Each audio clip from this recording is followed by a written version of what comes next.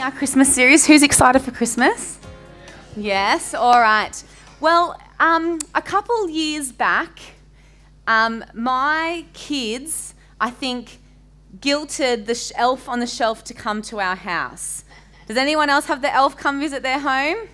No. Well, I think they were feeling like, why does the elf visit all of our friends and the elf doesn't visit me? And so the elf must have heard them and decided to come to our house. And so we've had Elf on the Shelf coming and visiting us. And he's been getting up to a little bit of mischief. You can sort of flick over to the next slide. When I went out to Oshawa, Izzy was with me this morning, and she told everyone that the elf was killing Captain America and Spider-Man. I was like, isn't he just holding them hostage? Like, maybe not killing. It's a bit full on. It's Jonah's birthday in December, so he always comes along and steals some of Jonah's birthday cake. And if you go to the next slide, he took Barbie on a date one night. And he also likes, I've got lots of Christmas decorations in my house and there's lots of reindeers, so he's always, comes and at least once a year rides a reindeer around. But it was really interesting. The first year that the elf came to visit us, I had this sort of thought of, do we make room for the worldly traditions, the worldly Christmas practices, but do I make room for Jesus and things of him at Christmas time? And so this particular Christmas, when the elf started to visit us, we decided at the same time to start a gratitude list. A gratitude list, and if you flick to the next slide, you'll see it. Each day we would write down, every person on the line would write down something that they were grateful for. And this was a big poster, and it sat right next to our Christmas tree, next to all the presents. And it was that idea of trying to balance out the Christmas traditions. Now, I'm a big Christmas person, right? I love Christmas. Every year we drive out, we cut down a real Christmas tree. There's decorations everywhere. Always get Santa photos. I really have to tell Mark he has to set up outdoor Christmas lights. Sometimes he does it in December. Sometimes he does it I think last year was a week before Christmas. But I love Christmas. I've always grown up loving Christmas. But it's this idea of, even though all those Christmas traditions are great, was my family making room for Jesus and the things of him? And so this idea of doing the gratitude list is that Jesus teaches us to be grateful. And I was hoping that as we wrote that list, that we were increasing the amount of Jesus at our Christmas time. See, this week we're starting our new series called Missing Christmas. And in this series, we're going to be looking at particular characters in the Christmas story that either completely miss out or almost miss out on the birth of Jesus.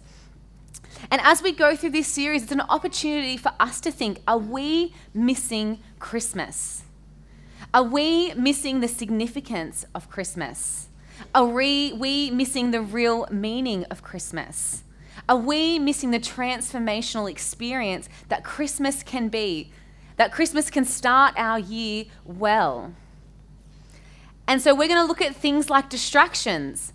Are distractions causing us to miss Christmas? Distractions like Elf on the Shelf, or maybe Christmas parties, or Santa photos, or gift buying, or food preparation, or just busyness and hurriedness and craziness. Are these things causing us to miss Christmas? We're going to look at things like selfishness. Is selfishness causing us to miss Christmas, or disappointment causing us to miss the real significance, the real meaning, and the transformational power that Christmas can have? And today what we're going to do is we're going to look at the character of the innkeeper. Does everyone know who the innkeeper is? Yeah, so when Mary and Joseph go to knock on the door and ask for room, and the innkeeper says, no, I have no room, there's nothing left, you need to go out into the stable. We're going to look at him and talk about his role and how he missed out on the opportunity to host Jesus. And as we're talking today, I want us to be thinking, do I make room for Jesus? Do I make an actual room for Jesus at Christmas time? Or do I put him out in the stable? And so we're going to begin by reading Luke chapter 2, verses 1 to 7. And I'm going to read from the Message paraphrase today. And this is what it says. It says, about that time, Caesar Augustus ordered a census to be taken throughout the empire. This was the first census when Quirinius the governor was governor of Syria. everyone had to travel to his own ancestral town to be accounted for. So Joseph went from the Galilean town of Nazareth up to Bethlehem in Judea, David's town for the census. As a descendant of David, he had to go there. He went with Mary, his fiancée, who was pregnant. While they were there, the time came for her to give birth. She gave birth to a son, her firstborn. She wrapped him in a blanket and laid him in a manger because there was no room in the hostel. And so the beginning of this passage sets the scene for us. It sets this scene of Mary and Joseph heading out, going from Nazareth to Jerusalem. And you see, their destination is really important because it had been prophesied, it had been promised that the Messiah was going to be born in the town of Bethlehem. But something else to note is that this journey took 3 days. It wasn't like going from Campbelltown out to Appin, or even going from Campbelltown down to the south coast, right, where we can get there in a couple of hours. This was a 3-day journey that Mary and Joseph took. And they went from Nazareth to Jerusalem. And after this 3-day journey, and think of poor Mary, she was like ready to pop, extremely pregnant. And so they rock up at this inn or this hostel or this house. It's a bit like skeptical of where it was, but it was a building that had rooms, okay? And they knock on the door and they ask for a place to stay. But the innkeeper said, I actually have no room. There is no room in my house. So you will have to go back out into the stable where the animals are. And this is where the Savior of the world, Jesus, one of the most famous, influential people in all of history, this is where he was born. And so as we reflect and we think, why did the innkeeper say there was no room? What obstacle was there for him?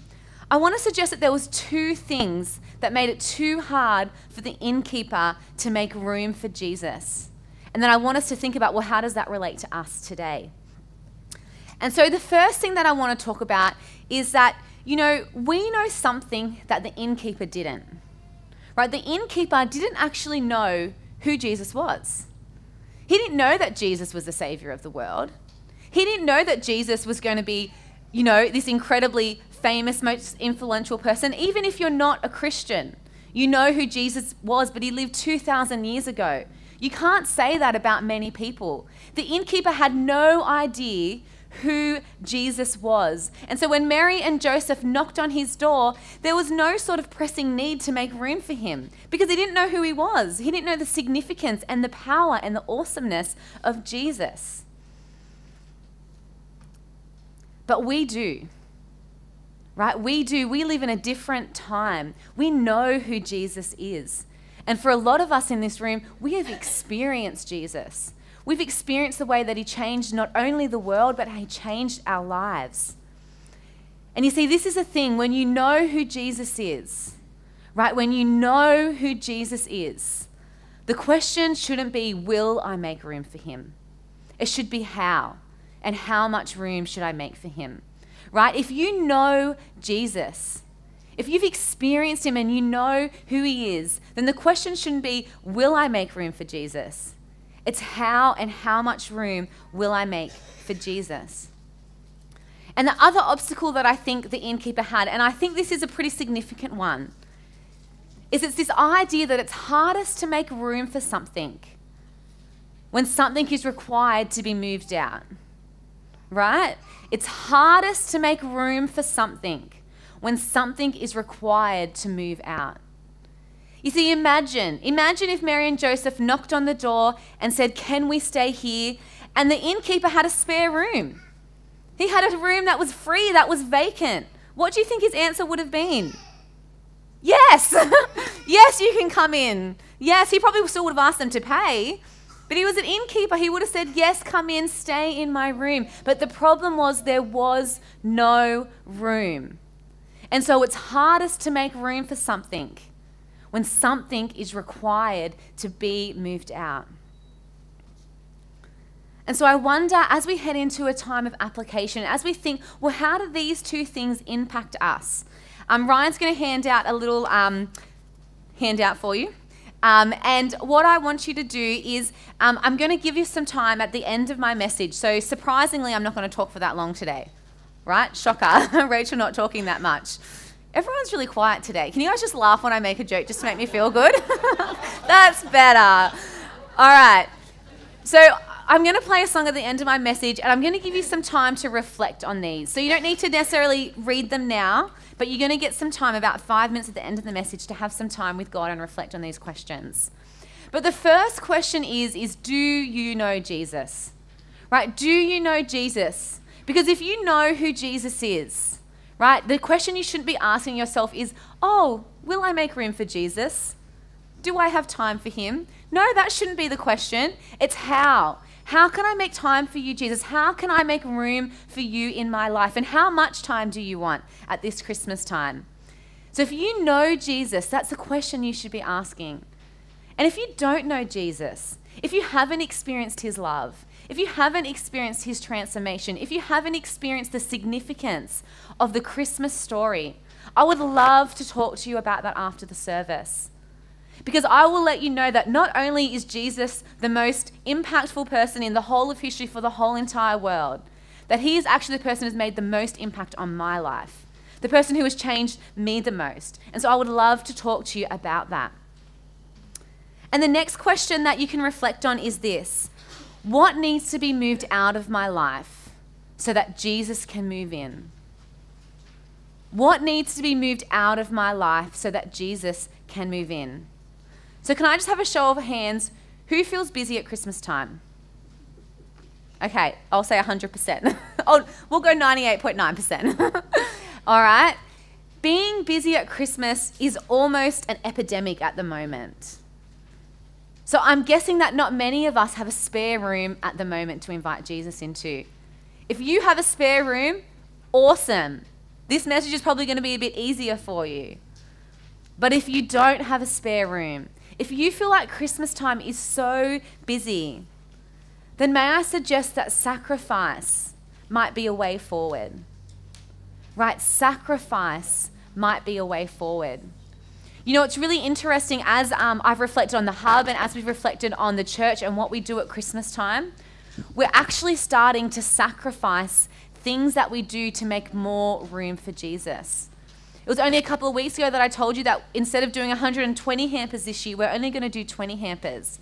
And in a way, you might be thinking, Rachel, that doesn't sound like a Jesus thing. But in a way it is, because I don't think Jesus wants us to be busy and wants us to be hurried and wants us to be rushed. And so maybe for you, sacrifice might be a way forward. It might be a way that you can actually make more room for Jesus at the time of Christmas. And I also want you to spend some time thinking, well, what's one way that I can respond to this message? Because I really think it's important that we action something out of church on a Sunday. Right? I've said this before, that we don't have a God just of words, but we have a God of action. He spent the Old Testament telling us that he was going to save the world. And in the New Testament, he actually sent Jesus. He actioned his plan. And so I hope that for each of us, we actually walk away from a Sunday message going, what can I change in my life? What can I do differently? And so I want to make a suggestion that there is something that you can invite into your Christmas routine, right? And I think the question I've said is, what is one thing you can introduce into your Christmas routine to make room for Jesus? It could be a 5-minute routine every single day. But when you invite God in, when you make room for Jesus, I think you'll be amazed at what he can do. And so I want to give you 4 ideas, okay? And my ideas, if you want, you can go, yes, I like that idea. I'm going to copy and paste. But these ideas might just be juices to get you thinking, to get you flowing, so that when you have your reflection time, or when you maybe might even go home and have some extended reflection time, that God might be able to press something on your heart, one thing that you can do. But these are 4 ideas that I thought of this week. I thought one thing you can do is that you could do an Advent reading. Anne spoke about it earlier in her sermon in her communion message about how we're in the season of Advent. And Advent did start last Sunday, but I've heard that God's in the business of forgiving, so he'll be okay. Thank you for laughing again at my joke. He'll be okay if you start 1 week late. But doing an Advent Christmas reading might be a great way to invite Jesus and give him more room at Christmas time. And if you need help with this, you can come and speak to me. And I know Anne's got some ideas as well on that, so you can come speak to Anne too. I hope you're okay with that, Anne. Another idea that I had is maybe you could write a gratitude list. Right? It's so easy at Christmas time to have that feeling. Now, I know we probably see it a lot more in kids, that idea of like, I want more. But I still think it's a human nature thing, that idea of I want more. And so a great way to combat that is actually choosing something to be thankful for, choosing something to be grateful for. And we live in a society where there are 1,000 things that we can be grateful for. Do you know the fact that we can just turn on our tap and have water coming out of our tap? That's like a miracle. Some people would be so thankful and so grateful for that miracle. Right? The fact that when I'm sick, I can go to my doctors and they can give me medicine. That's incredible. Some people would wish that they could have that. Or if we're in an emergency, we pick up our phone and we press 3 numbers and there's help on the other end of the line. There are so many things that we can be thankful for, that we can be grateful for. Another idea that I had is that maybe you could sacrifice a present so that you could actually be generous and give to somebody else. It could be someone that lives in another country. It might be through compassion gifts, or I know GMP does it as well. Or it could be someone in your world, in your life, that you think, you know what, they don't actually get many gifts at Christmas time. Maybe they don't have extended family or any family. And so you might think, well, I'm going to sacrifice one of my gifts so that I can give to them. I remember when I was about 16 or 17, 18, somewhere around there, one year I actually said for Christmas to Mum and Dad, I don't want you to buy me anything. I just want you to give me some money. And I made up about 8 Samaritan purse boxes and I sent them overseas. And that was just one way that I invited Jesus into my life and I gave him more room to work. One other idea that I have is maybe you could just have a moment of silence each day. It could be 2 minutes. It could be 5 minutes. If you're a pro, you could try and do 20 minutes. I don't think I would be able to do that. 20 minutes of silence. That's for the experts, I think. Maybe Ryan could do that. But it's just an opportunity for you to stop and to just acknowledge the significance of the Christmas story. So these are just some ideas, but like I said, these aren't things that I necessarily, if you want, you might go, yes, that's a great idea, I can do that. But God already might be whispering something into your ear. One thing, one small thing, one big thing. I don't know how big the room is that he's asking of you, but one thing that you can bring into your Christmas routine to make room for Jesus. And if there is one thing that you could remember from today, one thing for you to remember, it's this. Right, when you make the room, Jesus brings the life. Right, when you make the room, Jesus brings the life. You see, there's a couple of things that I love about Jesus. And one of the things I love is that I love that he works in partnership with us. Right, he doesn't do everything and we do nothing, or we don't do everything and he does nothing, but he invites us into this partnership. And so if we make room for him, if we make that space for him, then he promises to bring life and life to the full.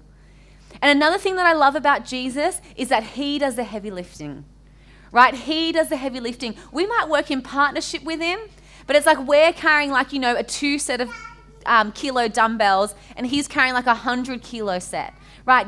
Jesus does the heavy lifting. So when you make the room and when you invite him in, he will bring the life. If you take a moment of silence each day, that's not that hard to do. Just sit down for 5 minutes. It's not really that hard. But if you do that, I don't know if I promise you, but I have this tendency to believe that Jesus will do the heavy lifting and he will bring a peace that you've never experienced before into your life. Right? He will do the heavy lifting. Or if you sacrifice a present, something that you might not even miss and even notice on Christmas Day, right? I bet you that God will use that gift that you give to actually change somebody's life. And it will be a present that they notice and that they never forget. You see, Jesus does the heavy lifting. Or if you write a gratitude list, right? And every day you just take like 1 minute to think of things that you can be grateful for.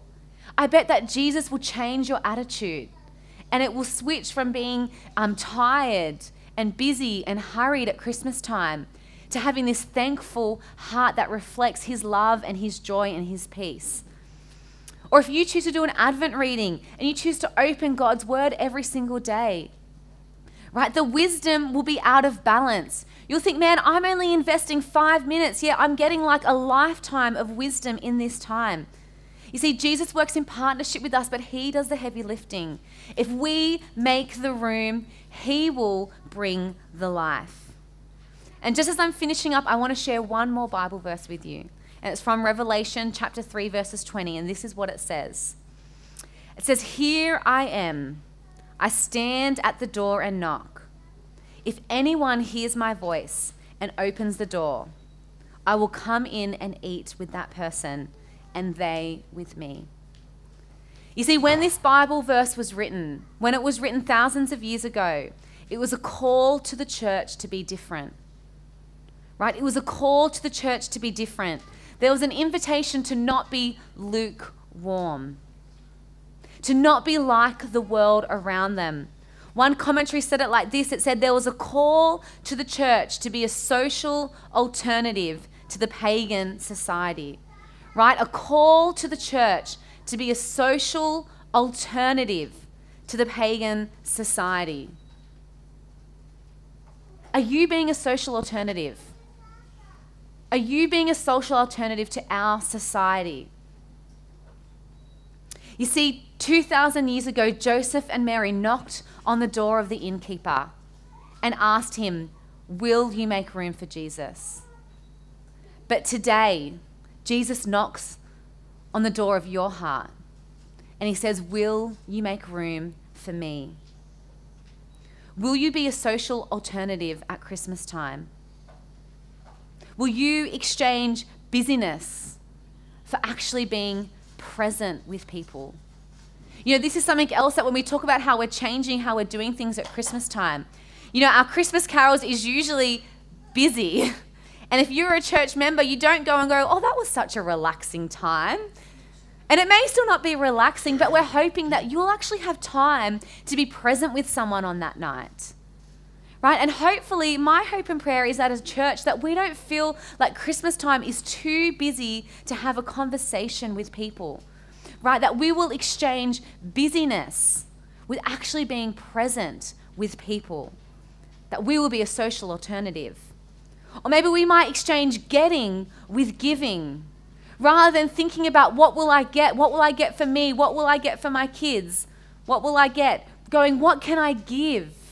What can I give away? Who can I bless at Christmas time? Church, let's be a social alternative. Or we can exchange disappointment with contentment. We can exchange hurry with peace. You see, church, if we make the room for Jesus, if we make the room, he will bring the life. He will bring his transformation, his significance to our Christmas time. He's just asking us to make some room for him.